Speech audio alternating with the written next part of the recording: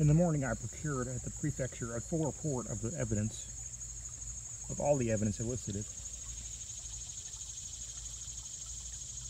and at the various newspaper offices a copy of every which paper, in which from first to last had been published any decisive information in regard to this sad affair.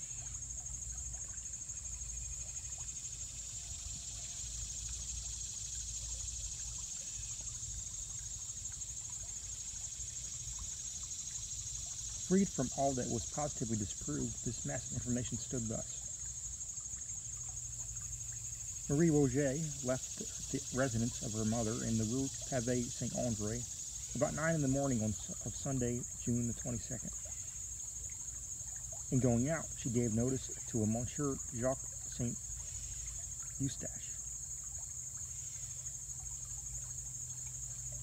and to him only of her intention to spend the day with an aunt, who resided in the Rue des Drômes.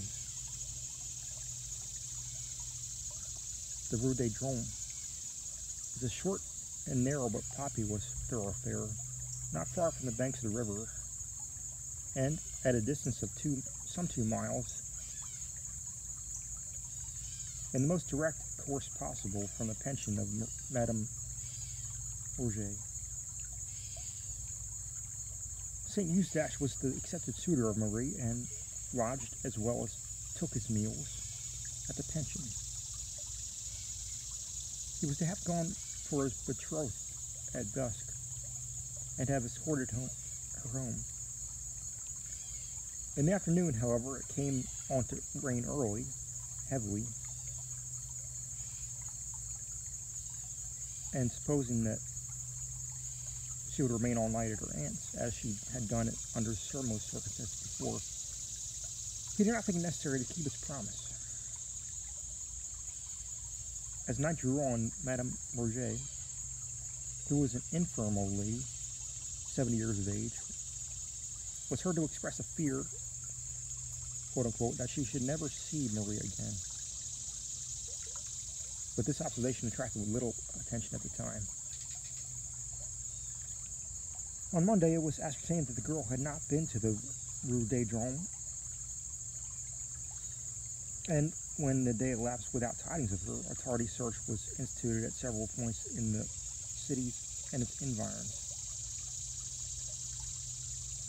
It was not, however, until the 4th day from the period of her disappearance that anything satisfactory was ascertained respecting her. On this day, Wednesday the 25th of June, a Monsieur Beauvais, who, with a friend, had been making inquiries for Marie near the Barrière du Roget, on the shore of the Seine, which is opposite the Rue Pavée Saint-André, was informed that a corpse had just been towed ashore by some fishermen who had found it floating in the river. Upon seeing his body,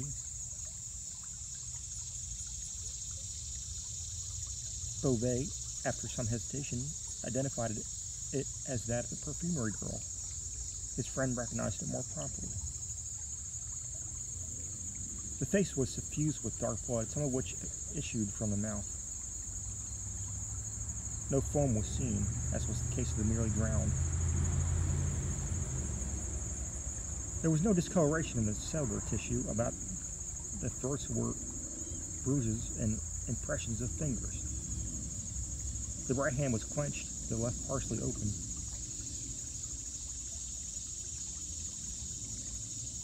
On the left wrist were 2 circular excoriations, apparently the effects of ropes or of a rope in more than one volution.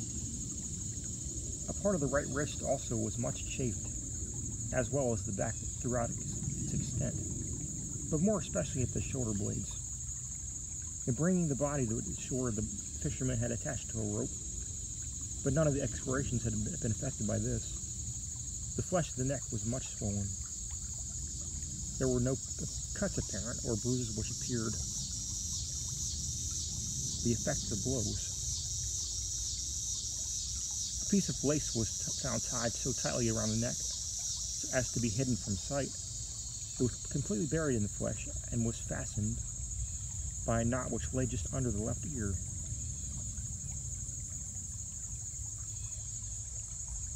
This alone would have sufficed to produce death. The medical testimony spoke confidently to the virtuous character of the deceased. She had been subjected, it said, to brutal violence. The corpse was in such condition when found that there could have been no difficulty in its recognition by friends. The dress was much torn and otherwise disordered, and the outer garment, about a foot wide, had been torn upward from the bottom hem to the waist, but not torn off. It was wound 3 times around the waist and secured by a sort of hitch in the back.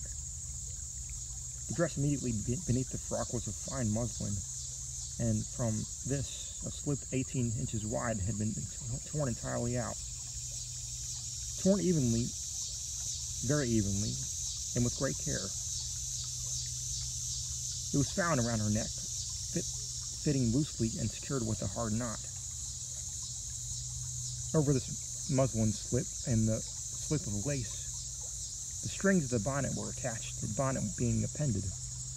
The knot by which the strings of the bonnet were fastened was not a lady's, but a slip or sailor's knot. After the recognition of the corpse, it was not, as usual, taken to the morgue, this formality being superfluous, but hastily interred not far from the spot at which it was brought ashore.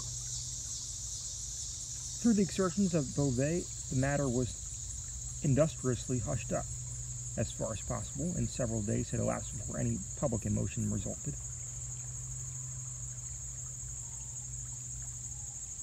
A weekly paper, however, at length took up the theme. The corpse was disinterred and a re-examination instituted, but nothing was elicited beyond which had already been noted. The clothes, however, were now submitted to the mother and friends of the deceased and fully identified as those worn by the girl upon leaving home. Meantime, the excitement increased hourly. Several individuals were arrested and discharged. St. Eustache fell especially upon suspicion, and he failed at first to give an intelligible account of his whereabouts during the Sunday on which Marie left home. Subsequently, he submitted to Monsieur G. affidavits, accounting satisfactorily for every hour of the day in question. As time passed and no discovery ensued, 1,000 contradictory rumors were circulated, and journalists busied themselves in suggestions. Among these, the one which attracted the most notice was the idea that Marie Roget still lived, that the corpse found in the scene was that of some other unfortunate. It will be proper that I submit to the reader some passages which embody the suggestion alluded to. These passages are literal translations from Les Toiles, a paper conducted in general with much ability.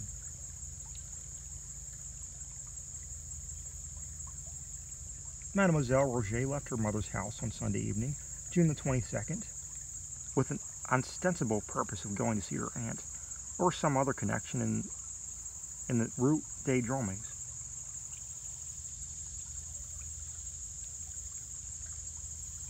From that hour, nobody is proved to have seen her. There is no trace or tidings of her at all. There has no person whatever come forward so far who saw her at all on that day after she left her mother's door. Now, though we have no evidence that Marie Roget was in the land of the living after 9 o'clock on Sunday, June the 22nd, we have proof that up to the hour she was alive. On Wednesday noon at 12, a female body was discovered afloat on the shore of the Barrière du Roulette. This was even if we had presumed that Marie Roget was thrown in the river within 3 hours after she left her mother's house, only 3 days from the time she left her home, 3 days to an hour. But it is folly to suppose that the murder, if murder was committed on her body, could have been consummated soon enough to have enabled her murderers to throw the body into the river before midnight. Those who are guilty of such hard crimes choose darkness rather than light. Thus we see that the body was in the river found was that of Marie Roget. It could only have been in the water 2.5 days, or 3 at the outside. All experience has shown that drowned bodies or bodies thrown in the water immediately after death by violence require from 6 to 10 days for sufficient decomposition to take place to bring them to the top of the water.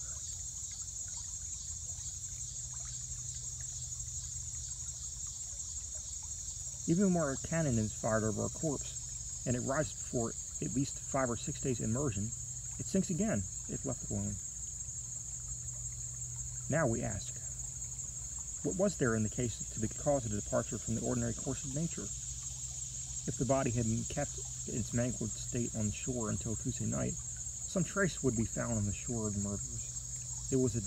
It is a doubtful point, although whether the body would be so soon afloat, even if thrown in after having been dead 2 days.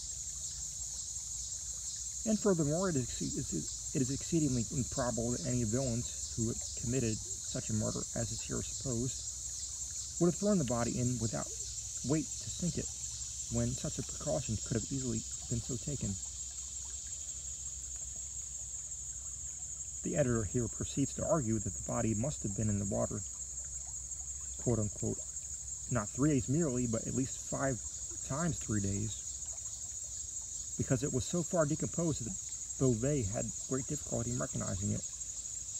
This latter point, however, was fully disproved.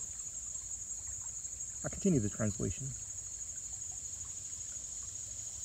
What, then, are the facts on which M. Beauvais says that he has no doubt that the body was that of Marie Roget? He ripped up the gown sleeve,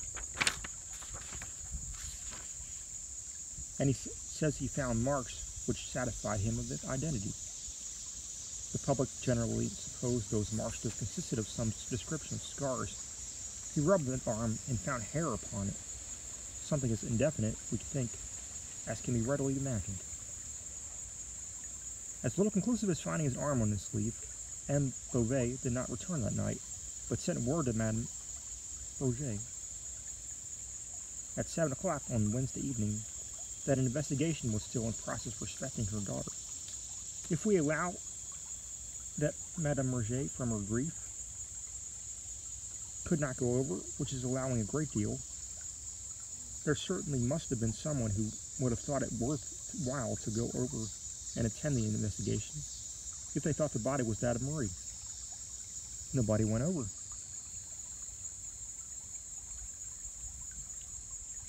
There was nothing said or heard about the matter in the Rue Pavée Saint-André that reached even the occupants of the same building. M. Saint-Onge Eustache, the lover and intended husband of Marie, who boarded in her mother's house, deposes that he did not hear of the discovery of the body of his intended until the next morning. When Beauvais came to his chamber, told him of it. For an item of news like this, it strikes us as it was very coolly received. In this way, the journal endeavored to create an impression of apathy on the part of the relatives of Marie, inconsistent with the supposition that these relatives believed the corpse to be hers. Its insinuations amount to this, that Marie, with the connivance of her friends, had absented herself from the city for reasons involving a charge against her chastity, and that these friends, upon the discovery of a corpse in the scene, somewhat resembling that of the girl, had availed themselves of the opportunity to impress the public with the belief of her death.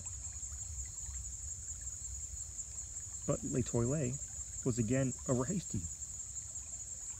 It was distinctly proved that no apathy such as was imagined existed, that the old lady was exceedingly feeble, and so agitated as to be unable to attend any duty, that Saint Eustache, so far from receiving the news coolly, was distracted with grief, and bore himself so frantically that M. Beauvais had prevailed upon a friend and relative to take charge of him and prevent his attending the examination of disinterment.